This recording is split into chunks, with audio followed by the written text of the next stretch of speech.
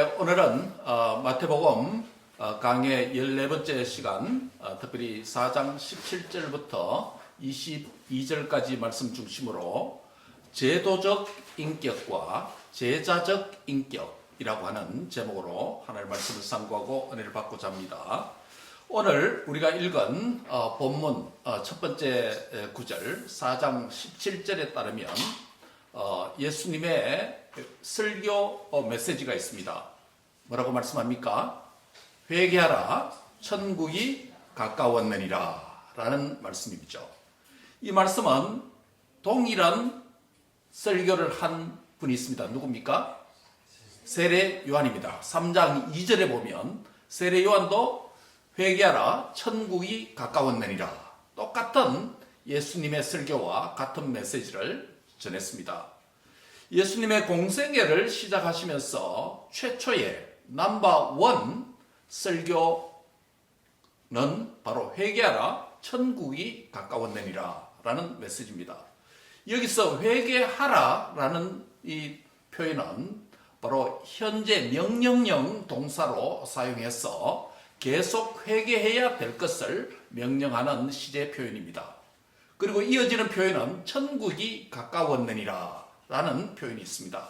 즉 회개와 천국이 매우 밀접하게 관련이 있다는 것을 보여줍니다. 이 관련성을 더욱더 정확하게 알려면 원문을 보면 더 정확하게 알 수 있습니다. 회개하라, 그리고 천국이 가까웠느니라. 우리 한글 성경 이렇게 번역되어 있습니다만은 회개하라는 이 명령형 동사와 천국이 가까웠다는 이 두 표현 사이에 중요한 표현이 여기 생략되어 있습니다. 헬라 원문은 바로 가르라고 하는 왜냐하면 뭐 때문이다 라고 하는 접속사가 거기에 들어 있습니다. 우리 한글에서 이 번역이 안 되어 있습니다. 굉장히 중요한 번역입니다. 즉 회개하라, 왜냐하면 뭐가 가까웠기 때문에? 천국이 가까웠기 때문에 회개해야 된다는 것입니다. 이유, 원인을 의미하는 접속사, 헬라 접속사 가르라고 하는, 한국말 하면 왜냐하면 뭐 때문에 라는 표현이 이 두 표현 사이 중간에 있습니다. 근데 이 표현이 잘 번역 안 된 것, 너무 안타까운 번역이라고 할 수 있습니다. 그래서 회개하라, 왜냐하면 천국이 가까웠기 때문이다 라는 말씀이 됩니다. 이 표현에 대한 의미는 결국 천국이 너무나도 가까워졌기 때문에 뭐 해야 된다는 것입니까? 회개해야 된다라고 하는 이 당위성, 긴급성을 나타내는 표현이 이 접속사의 기능이라고 할 수 있겠습니다. 하나님, 예수님을 통해서 천국이 임하였기 때문에 회개해야 된다는 것입니다. 회개는 천국에 들어가는 입장 티켓과 같다는 것입니다. 회개하는 행위는 천국 백성의 삶의 정체성과 자격이다라는 말이 되는 것입니다. 즉 회개해야 어디 들어갈 수 있다? 천국에 들어갈 수 있다. 천국에 들어가려면 뭐 해야 된다? 회개해야 된다는 것입니다.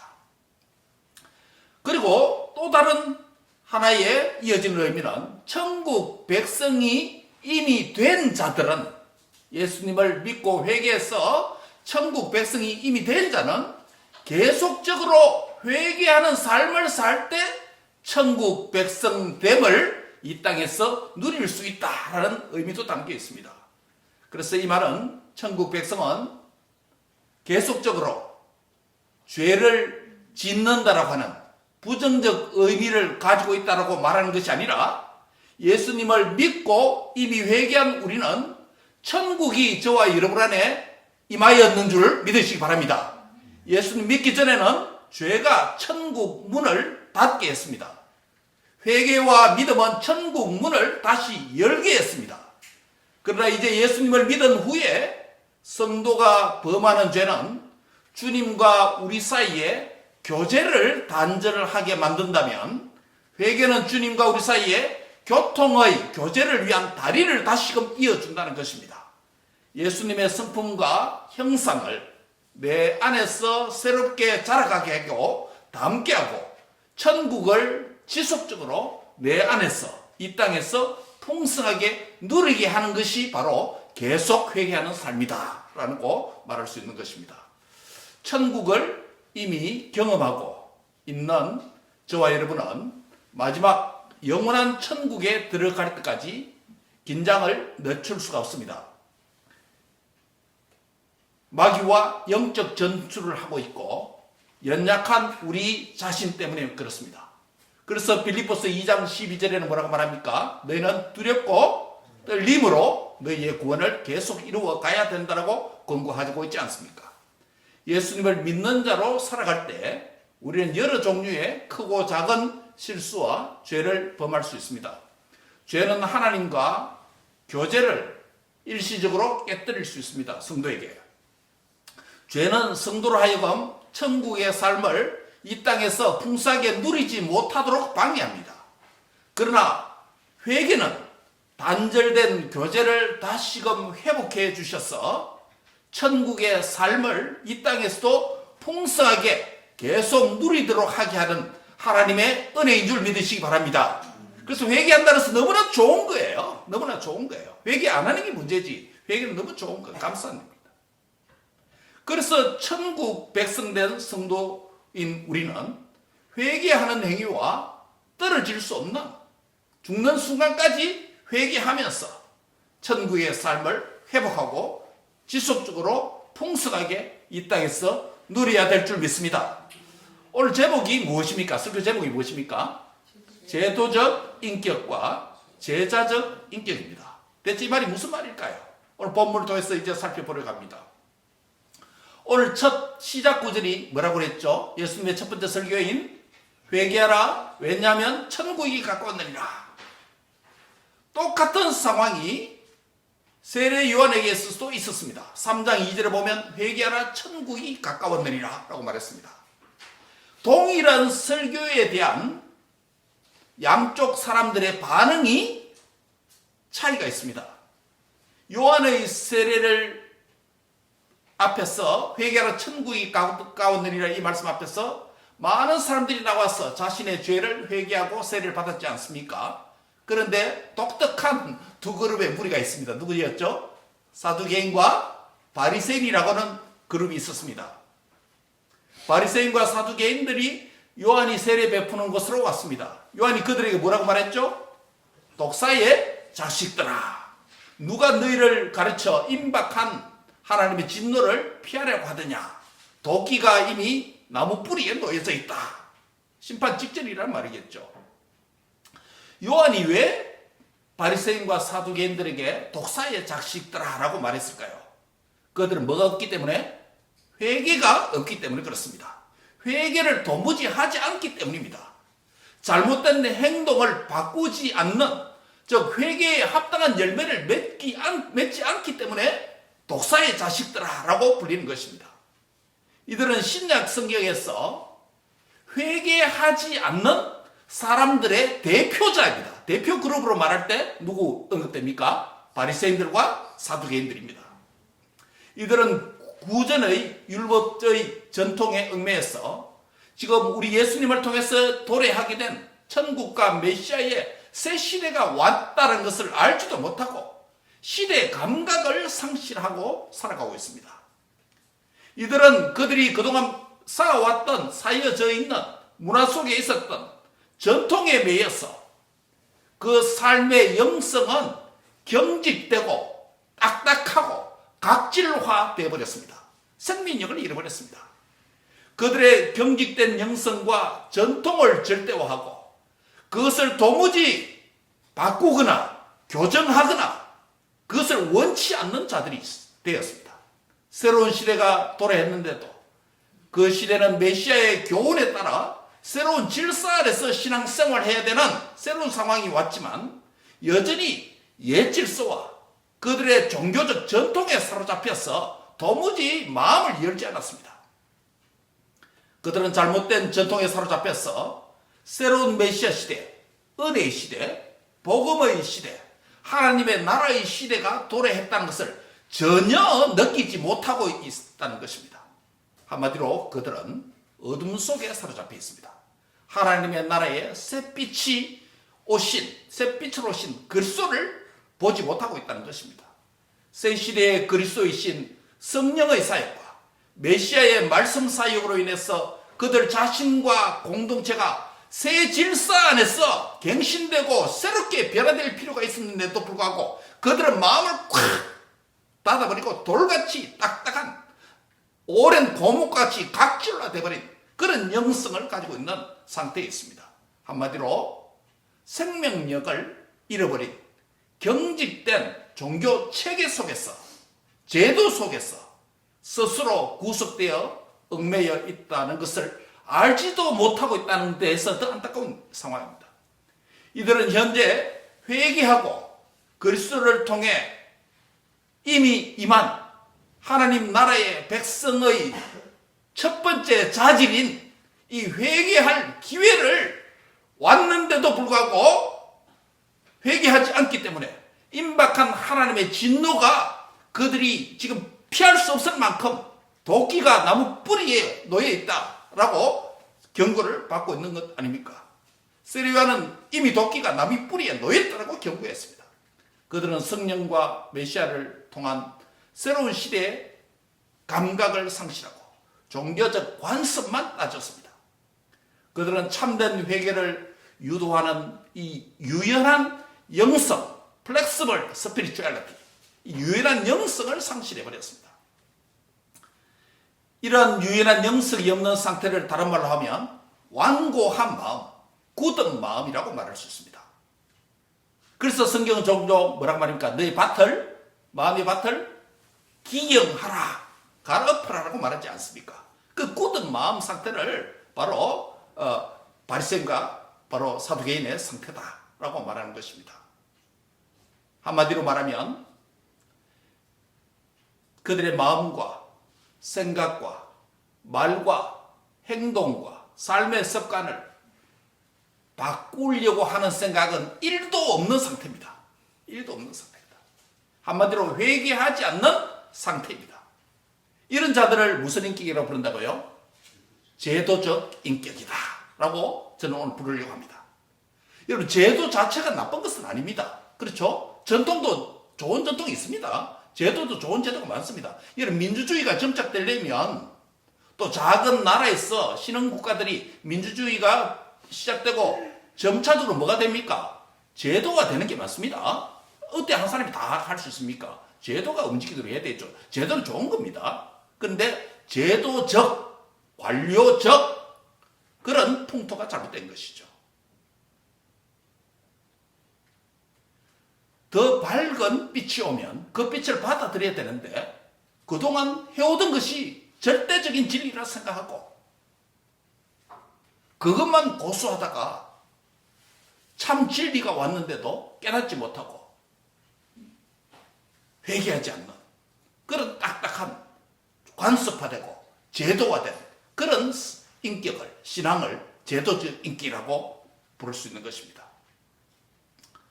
여러분, 현대교회가 노령화되고 있다고 말합니다.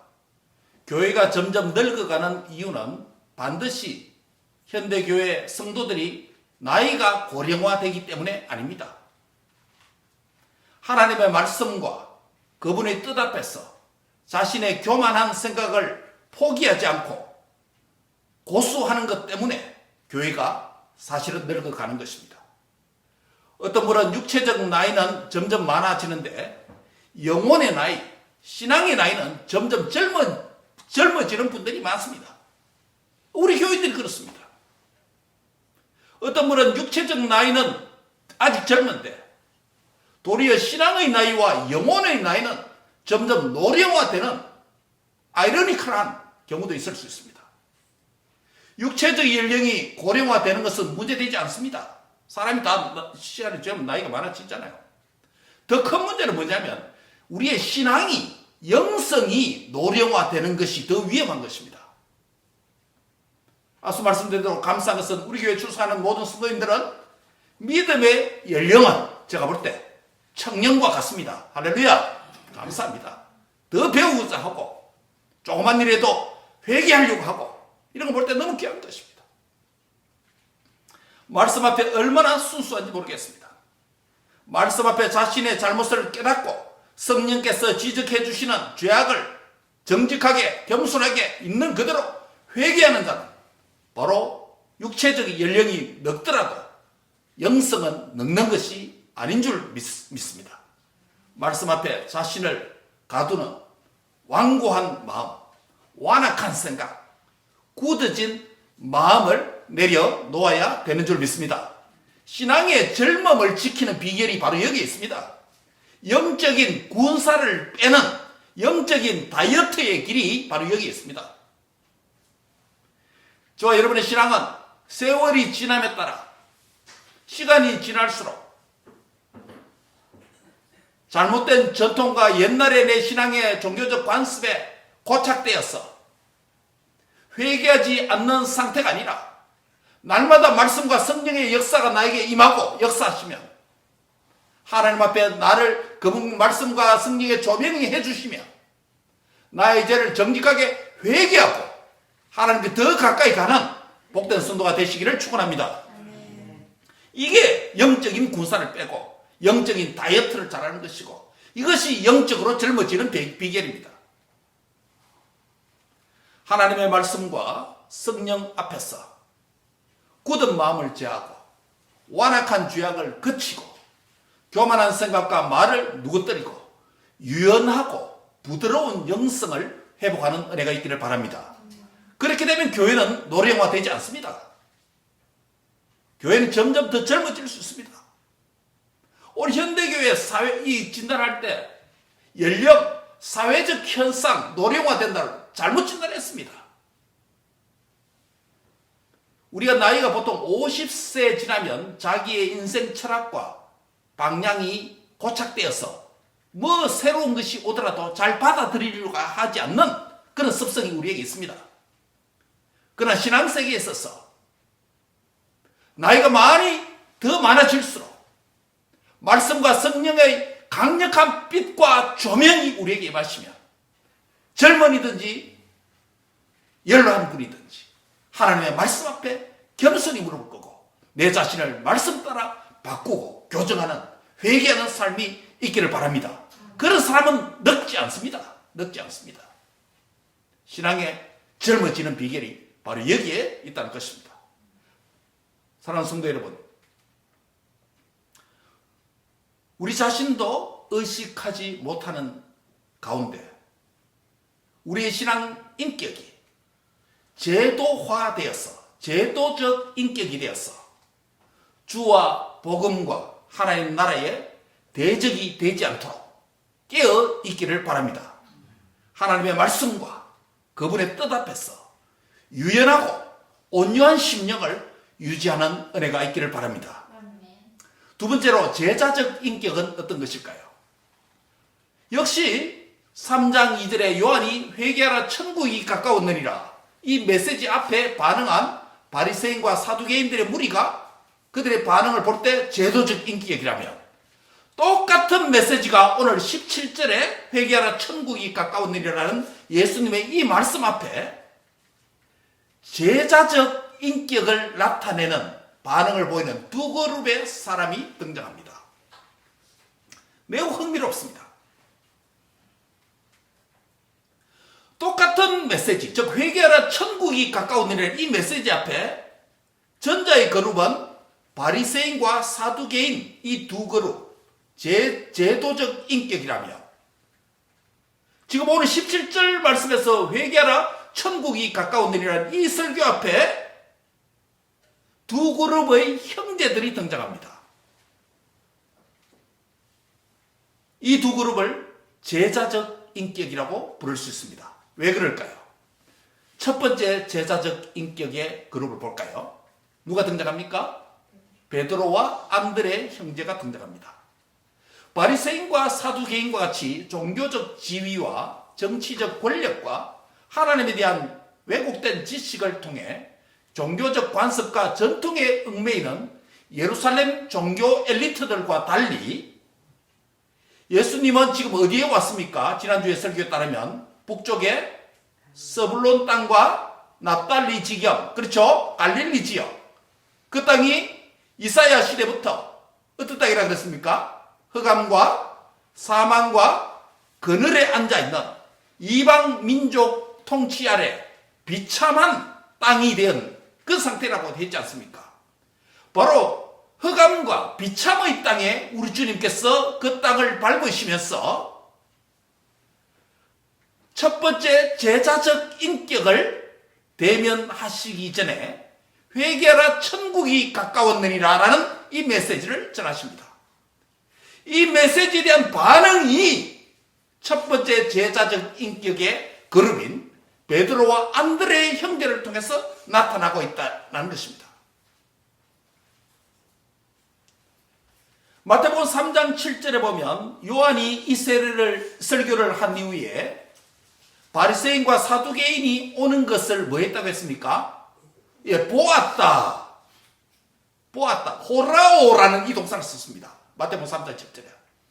오늘 본문에도 매우 흥미롭게도 예수님께서 스불론과 납달리 흑암과 사망의 그늘에 앉아있는 그 땅에서 갈릴리 해변을 다니시다가 두 형제 베드로와 안드레가 바다에 그물을 던지는 것을 뭐하고 있다고요? 보시니라고 하는 호라오라 똑같은 동사를 씁니다. 두 경우 모두 회개하라 천국이 가까웠느니라라고 하는 두 설교자의 눈에 보인 대상입니다. 흥미롭죠? 예수님께서 시몬 베드로와 안드레의 형제에게 뭐라고 말하십니까? 4장 19절에 따르면 나를 따라오너라. 내가 너희로 사람을 낚는 어부가 되게 하리라 라고 콜링을 했습니다. 이 두 형제를 보고 난 후 호라오 예수님이 보고 난 후에 나를 따라오너라라고 초청했습니다. 요한이 바리새인과 사두개인을 보고 난 이후에 독사의 자식들아 누가 너희를 가르쳐 임박한 진노를 피하더냐라고 그들을 거부하고 책망한 것과 아주 대조적입니다. 회개에 합당한 열매가 없으면서 속으로 스스로 아브라함의 자손이라고 여기면서 스스로 잘 믿는다고 착각한 자들이었습니다. 사두개인과 바리새인들은. 그런데 그들의 반응이 오늘 똑같은 설교를 들었는데 완전 대조적입니다. 회개하라 천국이 가까우니라는 예수님의 설교를 듣고 베드로와 안드레의 반응이 무엇입니까? 적극적으로 순종하여 누구를 따랐습니까? 예수님을 따랐습니다. 한쪽은 예수님을 아예 거부하고 천국을 아예 거부하고 회개를 아예 거부했다면 베드로와 안드레는 예수님이 회개하라 천국이 가까웠느니라 그리고 나를 따라오느라 하니까 모든 것을 버려두고 적극적으로 주님을 따라갔다는 것입니다. 또 다른 두 번째 제자적 인격이 등장합니다.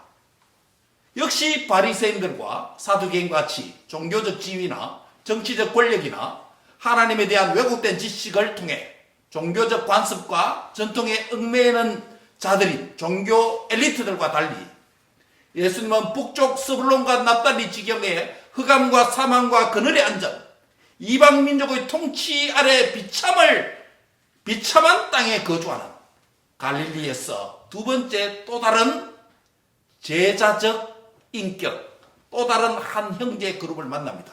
누구죠? 21절에 세베대의 아들 야고보와 그 형제 요한입니다. 야고보와 요한 형제입니다. 이 두 형제는 그들의 아버지와 함께 배에서 그물을 깁고 있었습니다. 역시 예수님이 그들을 뭐 했다? 보셨다. 호라오 동사를 씁니다. 회개하라 천국이 가까웠느니라. 이것은 간 하나의 바람 소리가 아니라 이 설교에 대한 반응을 지금 본다는 것이요. 스피커가 이 스피치 한 이후에 그들의 반응을 보고 있다는 것이에요. 여러분 이것을 생각하면 저는 설교를 준비하고 전하면서 생각합니다.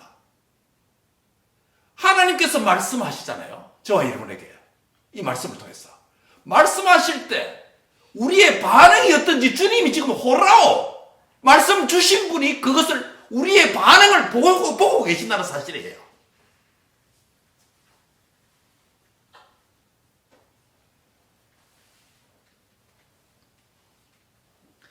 우리가 어떤 반응을 이 말씀 앞에 보일 것인가? 말씀하시는 주님이 생생한 눈으로 저와 여러분을 보고 계신다는 것입니다. 우리의 외모만 보는 것이 아니라 우리의 속사람 깊이 이 말씀에 대한 어떤 태도와 반응을 보이시는 것입니다. 우리 주님이 보고 계시고 알고 계시다는 것이에요. 두 번째, 형제의 그룹 어떤 반응을 보입니까? 예수께서 첫 번째 제자적 인격 그룹이 누구였죠? 베드로와 안드레 형제에게는 나를 따라오너라, 내가 너희로 사람을 낚는 어부가 되게 하리라 권위 있는 말씀으로 명령하고 약속했죠. 반면 여기서 두 번째 형제 그룹이 누구요? 야고보와 요한 형제에게는 무슨 말씀을 하셨습니까? 그 내용은 마태복음에서 마태가 생략합니다. 그냥 불렀다는 내용만 기록합니다. 아마 동일한 말씀 또는 먼저 부름을 받은 베드로와 안드레가 예수님을 따라가는 것을 보는 그대로 그냥 따라오도록 신적인 권위 있는 말씀으로 그들을 불렀을 수도 있습니다. 그에 대하여 별 언급을 마태는 하지 않습니다. 그 대신에 무엇을 말합니까? 그들의 적극적인 응답 행위가 강조되어 있습니다. 본문 20절에 한번 보세요. 베드로와 안드레의 경우 뭐라고 말합니까? 저희가 곧 immediately 곧 그물을 버려두고 하던 일을 중단하고 버려버리고 던져버리고 누구를 따른다? 예수님을 따르니라. 그럼 예수님을 따른다는 게, 예수님을 믿는다는 게 회개하라 천국이 가까운 일이라는 그 말씀 앞에 반응이 바로 이것이어야 된다는 것이에요. 둘 다 공통점이 있습니다. 둘 다 이 말씀을 한 후에 스피커 되시는 말씀하시는 분이 뭐하고 있다? 보고 있고. 둘 다 공통점은 반응이 똑같습니다. 뭡니까? 곧 따르니라. 즉각적 순종이에요. 오늘 본문에 등장하는 두 그룹의 형제, 베드로와 안드레, 그리고 야고보와 요한. 예수님의 부름에 즉각적으로 모든 것을 버리고 던지고 예수님만 쫓는 유연한 영성, flexible spirituality, 영적인 유연성을 보여주고 있습니다. 아, 내가 지금까지 이래 살아왔는데 나의 전통은 이것인데 일체 따지지 않고 변명과 핑계도 없이 나는 이 거물 깁는 일을 계속해야 되는데, 나는 우리 아버지와 함께 고기 잡으러 나가야 되는데,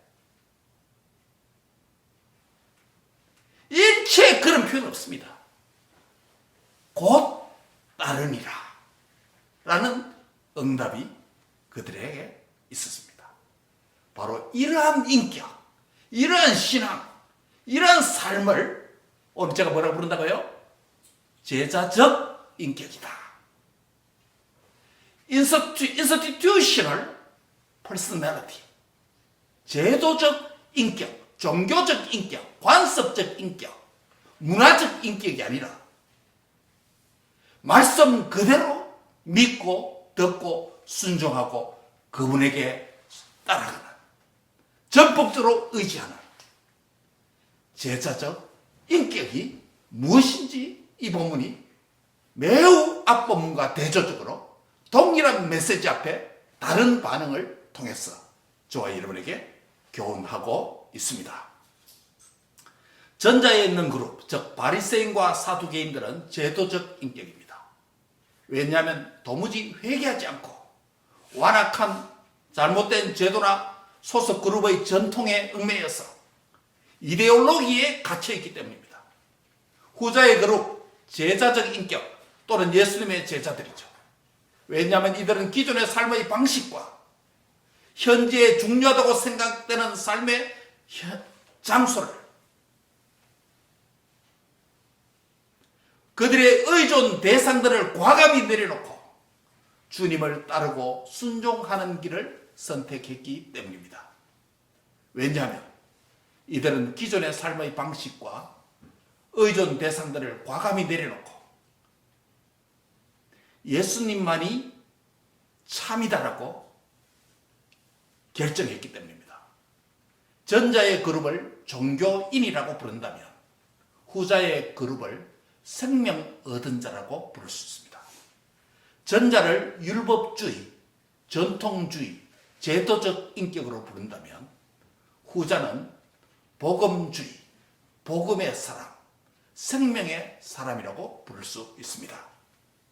한마디로 주님의 진짜 제자입니다. 제도적 인격, institutional person은 자신의 교만과 소속 공동체의 잘못된 관습과 문화에 젖어서 진리가 왔는데도 불구하고, 진리를 들었는데도 불구하고, 진리를 말하시는 그분이 지금 호라오 보고 계신데도 불구하고 잘못된 생각과 말과 행동을 도무지 바꾸지 않는, 즉 회개를 하지 않는 인격입니다. 문제가 자기 자신에게 있다는 것조차도 모르고 남 탓만 하며 불평만 하는 영성의 소유자입니다. 소속 공동체의 잘못된 전통과 이데올로기에 얽매여서 복음을 전혀 받아들이지 않는 현대판 바리새인과 현대판 사두개인들입니다. 오늘 우리에게도 얼마든지 교회 안에 현대판 사두개인과 바리새인이, 즉 제도적 인격이 있다는 것을 우리가 경성해야 됩니다. 반면 제자적 인격, disciples person, 제자적 인격은 자신과 소속 공동체의 잘못을 자신의 잘못으로 수용하고 하나님과 사람 앞에 미안하고 죄송하고 영혼을 부드럽게 만드는 것입니다. 이것이 회개하는 심령이고 제자적 인격입니다.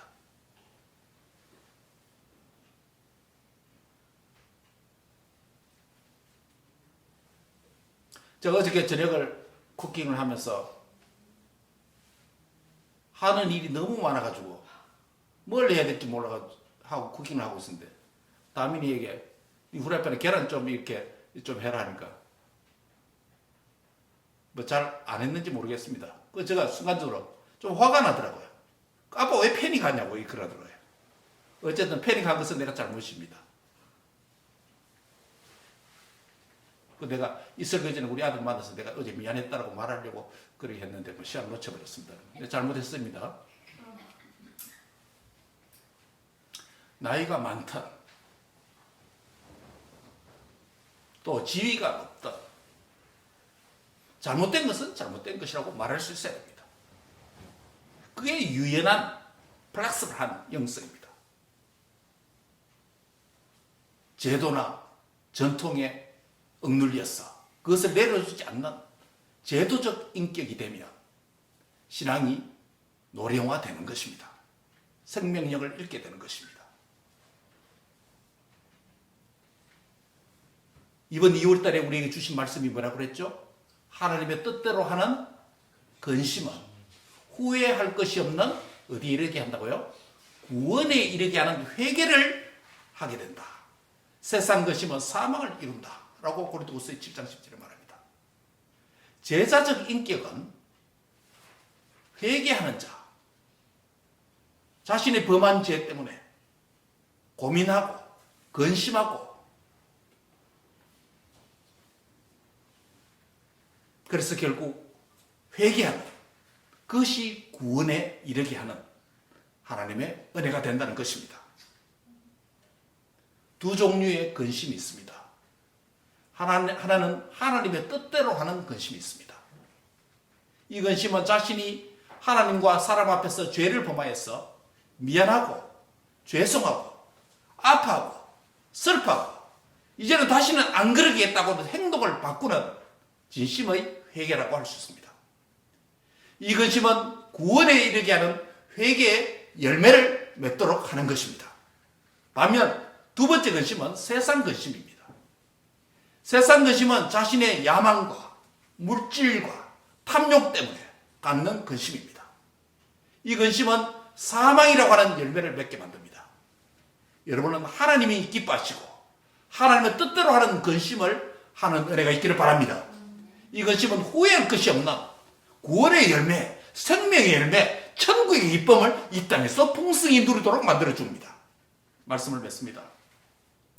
회개는 진심으로 자신과 공동체의 잘못을 아파하고 근심하고 슬퍼하고 또한 바꾸는 것입니다. 가식적인 회개가 아닌 참 회개는 진심으로 잘못을 뉘우치는 것입니다. 참된 회개는 지은 죄에 대하여서 진심의 슬픔과 애통으로 출발합니다. 그렇지만 그것이 끝이 아닙니다. 회개는 죄에 대한 감정적 슬픔과 애통을 넘어서서 잘못된 행동과 말과 생각을 과감히 바꾸고 고치는 것입니다. 이것이 천국을 소유하게 하는 줄 믿습니다. 이것이 천국의 기쁨을 누리게 하는 줄 믿습니다. 이것이 천국의 주인 되신 주님을 닮도록 하게 하는 줄 믿습니다. 이것이 이 땅에 천국을 저와 여러분이 풍성히 누리도록 만들어줍니다.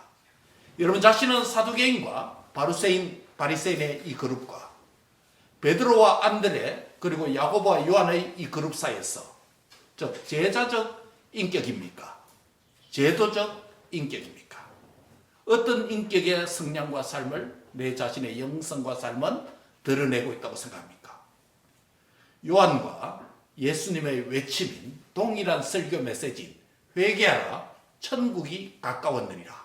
회개하라. 왜냐하면 천국이 가까웠기 때문이다 라고 하는 이 메시지 앞에서 천국을 소유할 자와 천국을 소유하지 못하는 영성의 캐릭터는 딱 하나의 차이입니다. 관건은 하나입니다. 뭡니까? 회개입니다. 회개입니다. 회개하는 삶입니다. 자신의 부족과 연약함, 죄악된 은행 심사를 회개하고 바꿀 수 있는 유연한 영성을 가진 이가 곧 천국의 캐릭터가 되는 줄 믿습니다. 회개한 만큼 그리고 회개에 합당한 열매를 맺는 만큼 정비례해서 천국의 기쁨과 즐거움이 우리 안에 가득 찰 줄 믿습니다. 잘못된 것을 고집하거나 고치지 않는 경성된 각질화된 영성이 아니라 자기 혁신과 변화에 인색한 영성, 변화를 두려워하는 영성, 고착된 제도적 영성은 천국의 기쁨을 온전히 누릴 수 없고 뺏어갑니다. 천국을 소유했습니까? 천국을 소유한 사람임을 증거하는 외적인 표시가 뭐겠습니까? 여러분 천국을 소유한 사람들의 외적인 표시가 무엇입니까? 오늘 하는 성찬입니다. 세례와 성찬은 천국을 이미 소유한 자가 천국을 이 땅에서 누리는 예식입니다. 우리 주님께서 제정해 주신. 또 다른 질문입니다. 그러면 천국 백성 된 자의 계속된 변화와 성화를 위한 신앙 행위는 뭐겠습니까? 회개입니다. 회개입니다. 천국을 소유한 사람들의 외적인 표시는 성찬이라면 천국 백성 된 자의 내적인 행위는 회개하는 행위라는 것이야. 회개한다는 것은 입술만 뉘우침이 아닙니다. 회개한다는 것은 감정만의 슬픔도 아닙니다. 참다운 회개는 죄를 슬퍼하고 뉘우친 후에 삶을 구체적으로 주님이 기뻐하시는 방향으로 바꾸는 것입니다. 잘못했는데도 불구하고 계속 잘못된 것을 고치지 않고 그런 행위를 한다면 그게 바로 제도적 인격입니다. 천국과 관련 없는 사람들이에요. 천국의 기쁨을 제대로 누릴 수 없는 사람입니다. 이 땅에서요. 잘못된 행위는 말씀과 성령이 지적해 주시면 내가 잘못했다 인정 고백하고 삶과 행동을 바꿀 때 천국의 기쁨이 다시금 내 안에 솟아가고 풍요해 주는 줄 믿습니다. 이게 제자적 영성이에요. 제자적 인격이에요.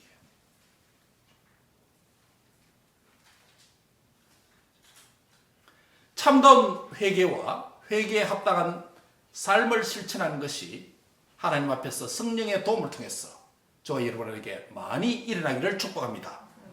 삶 가운데서 회개하는 삶을 통해서 자신이 천국을 소유했다는 감격을 누리고 즐기시기 바랍니다. 회개하라 천국이 가까웠느니라는 이 말씀은 회개는 천국을 맛보게 하는 행위가 되는 것입니다. 회개는 천국을 소유한 자의 영성이고 천국을 이미 소유한 자의 캐릭터가 되는 것입니다. 회개하는 자는 제도적 인격이 아니라 무슨 인격이라고요? 제자적 인격입니다. 회개함으로 주님의 제자로서의 주님을 닮아가는 은혜가 있기를 주의 이름으로 축원합니다. 기도하겠습니다. 하나님 감사합니다. 오늘 우리에게 회개하라 천국이 가까웠느니라. 회개하라. 왜냐하면 천국이 가까웠기 때문이다라고 이 설교를 듣고 이 말씀하시는 분이 우리를 지켜 호라오 보고 계시는 것을 기억하고 우리의 삶을 고치고 회개하여서 회개합당한 열매를 맺음으로 우리 안에 천국의 기쁨과 천국의 삶을 이 땅에서 회복하게 하여 주시옵소서. 가는 곳곳마다 천국을 전하는 자들이 되도록 우리의 삶이 드러나도록 주님 축복해 주시옵소서.